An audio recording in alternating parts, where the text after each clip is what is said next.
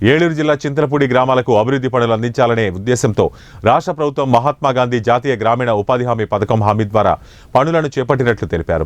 ఏలూరు జిల్లా చింతలపూడి మండలం రగడవరం గ్రామ సచివాలయం వద్ద మహాత్మా గాంధీ జాతీయ గ్రామీణ ఉపాధి హామీ పథకాన్ని గ్రామ సర్పంచ్ తొమ్మిండ్రు భూపతిరావు ఆధ్వర్యంలో నిర్వహించారు. ఈ సందర్భంగా ఎమ్మెల్యే రోషన్ కుమార్ మాట్లాడుతూ గ్రామాలే దేశానికి పట్టుకొమ్మలని చెప్పిన మహాత్ముని మాటను స్ఫూర్తిగా తీసుకుని ముఖ్యమంత్రి చంద్రబాబు నాయుడు, ఉప ముఖ్యమంత్రి పవన్ కళ్యాణ్లు ఈ మంచి కార్యక్రమాన్ని చేపట్టినట్లు తెలిపారు.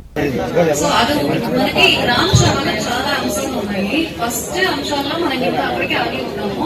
ఫస్ట్ బేసిక్ మీరు ఎవరెవరు ఉన్నారో, ఎన్రోల్ అయి నమోదై ఉన్నారో ఎనాలిసిస్ కలుపుకొని కింద మీకు కొన్ని రైట్లు ఉన్నాయి.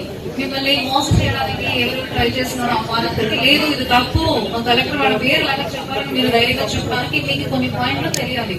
అది ఒకసారి పీడీ గారు చెప్పిస్తారు. అది ఫస్ట్ మీ అందరూ తెలుసుకోండి. మీకు కొన్ని రైట్లు ఉన్నాయి, అది ఏంటో మన పీడీ గారు ఇప్పుడు చెప్తారు. తీసుకురావాలి.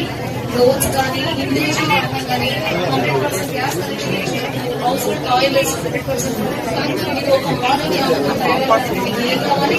9 ఆల్రెడీ